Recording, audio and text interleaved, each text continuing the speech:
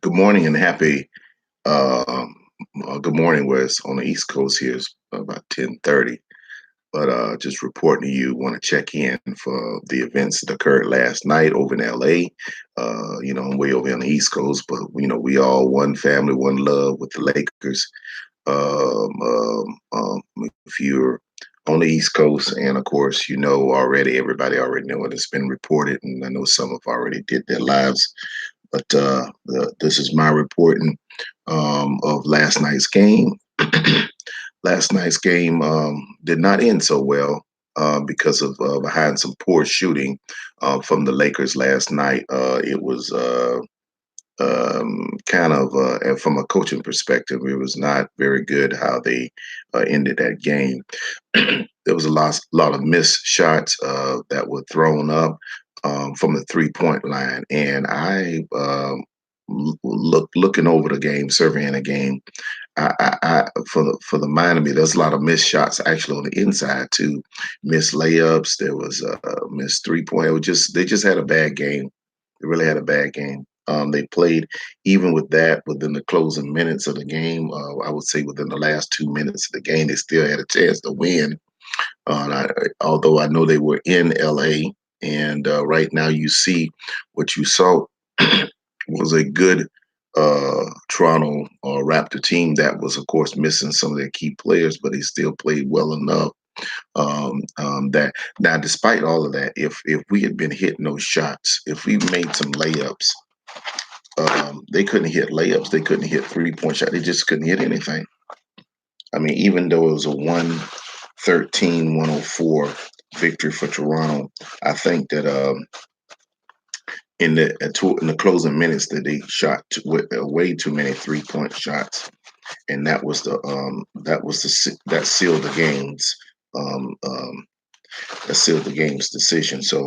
Um, so the 7-game win streak has been ended by Toronto in LA with a final score of 113-104. Actually, it was a lot closer than that, but because they failed to hit shots, they were missing threes. They were instead of just driving the ball in and making a layup or the give and go or whatever post. And that's my thing too, is that exposed the fact that they were one dimensional in their approach to that game. They were shooting, shooting, shooting, as opposed to feeding the post and making it a post game. And that's what I think they should have did in that particular game. If they had made that a post game, then they would have pulled that game out. But with that being said, it's one loss now to seven.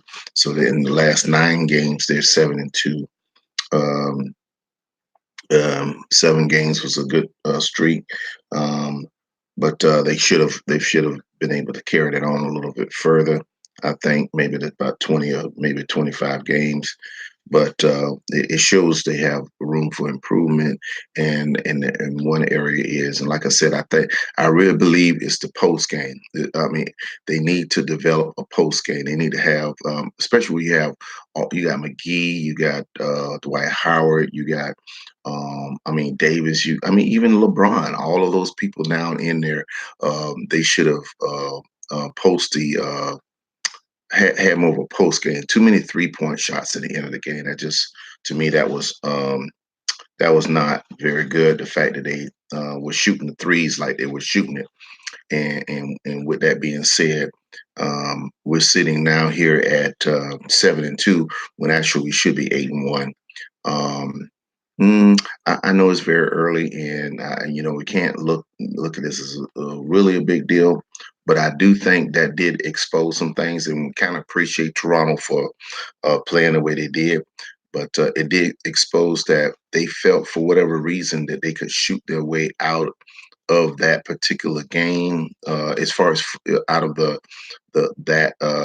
weakness that they were, as far as the 3-point line, and the 3-point line was not friendly to them at the end of the game. Well, which means that, hey, if you can't get it from the three, then you throw it into the post, and we're a tall team, so we shouldn't have been relying on the three. And I want to appreciate it.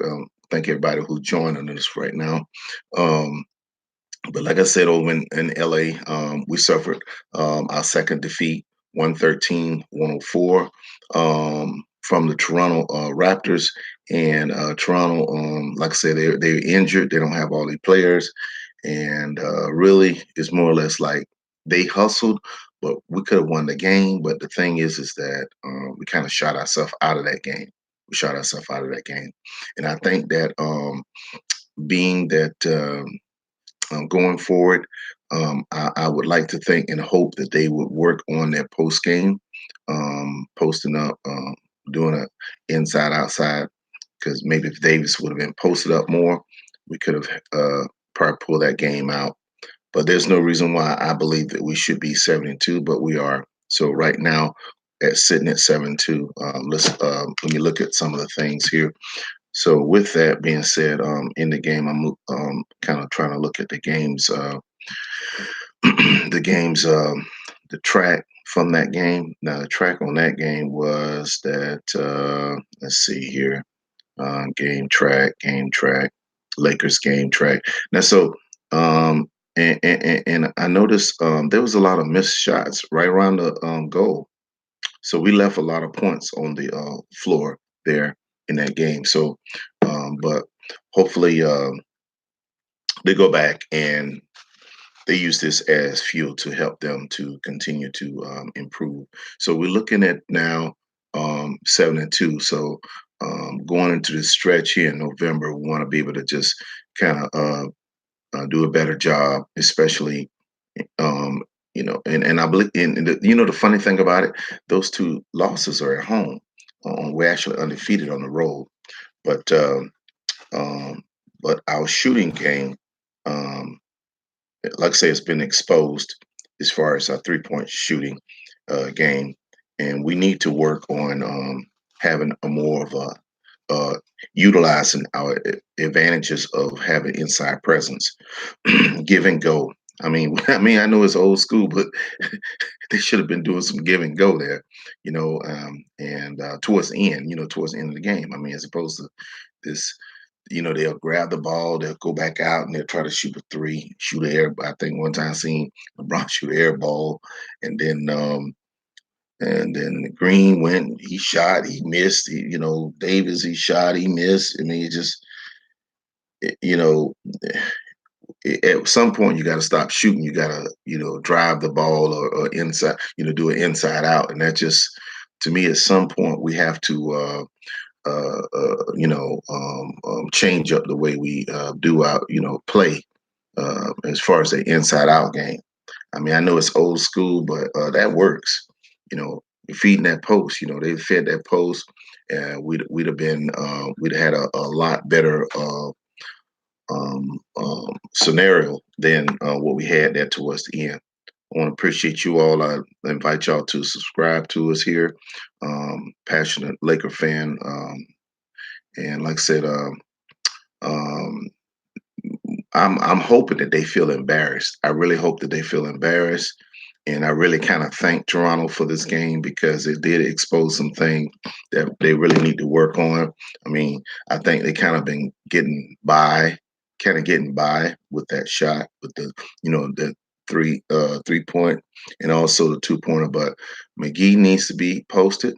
In some of those scenarios, and I know it's fast paced, they play an up tempo game, but in that type of scenario, they need to have some plays where they come down when they come down into their set that they have. Um, it's more of a college style where they come down in the set. They need to have some people posted so they can do some, so they can have feed off each other going to the basket.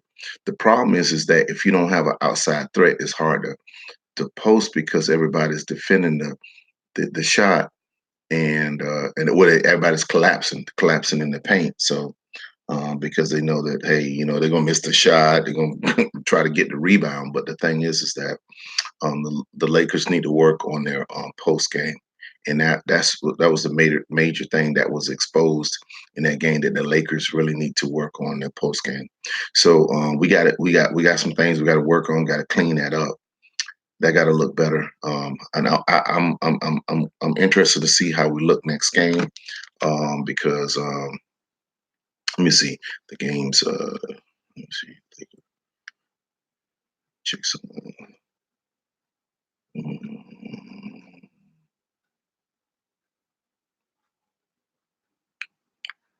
yeah, we got to clean that up by next game because this was that was that was let me see stat.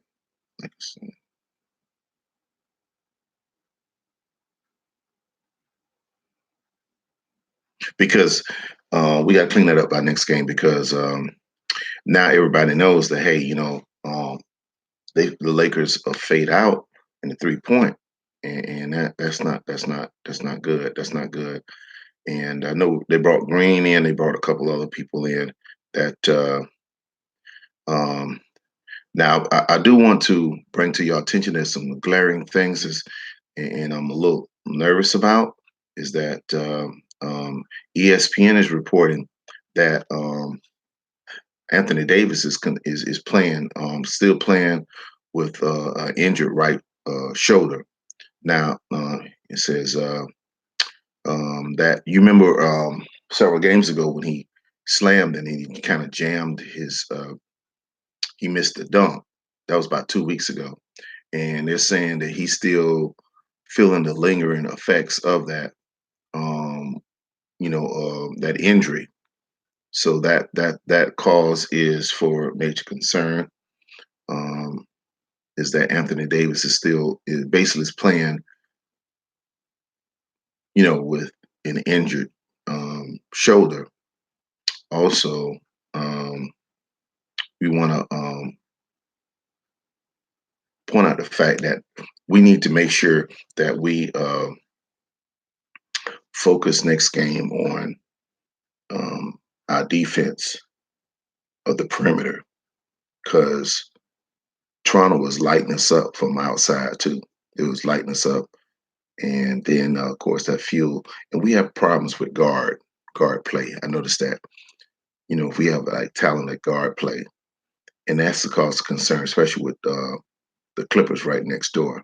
So, so those are just a few takes that I was doing for this last game, but I just wanted to kind of stop in and kind of we got to take the good with the bad. It was a good game, but kind of heartbreaker because the fact that our shooting just let us down, and we got to do better on the boards, and we got to do better in the paint as far as post game.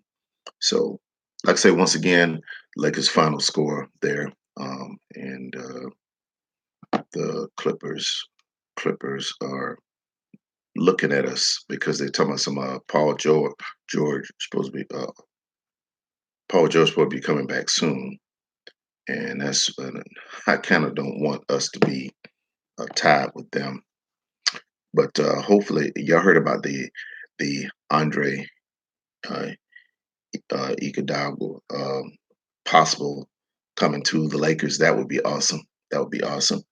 That would be a game changer. I think they should work to get that done. We need to stop all of this borderline and fence thing. We need to get this thing secured. If we this close to doing something, we need to make this run and make it happen. Y'all remember this time last year, LeBron single-handedly had the Lakers in the, I think, third seed at this point of the season. And we were all thinking playoff, playoff, playoff. And this year, sitting in the top seed right now, with all of the possibilities. They need to not play around. This needs to be, uh, we need to put all our cards on the table and go out and get Andre from Golden State. Go ahead and grab him up.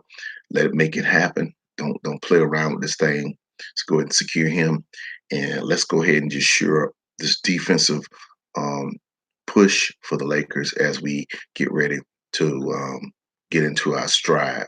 I know most of the NBA season really don't kind of get going to after January, but you cannot discount the beginning of the season. You can be out of this thing quick, especially in the Western Conference. So um, let's just look at that as just a bump in the road, and let's look forward to our next game. Go Lakers, go LA. Let's do this thing. All right, y'all have a wonderful day. thank you all for tuning in, and don't forget to subscribe. Please leave your comments. Be happy to, of course, chat with you. Also, look on I'm on Twitter, of course, at Beaks Terrence.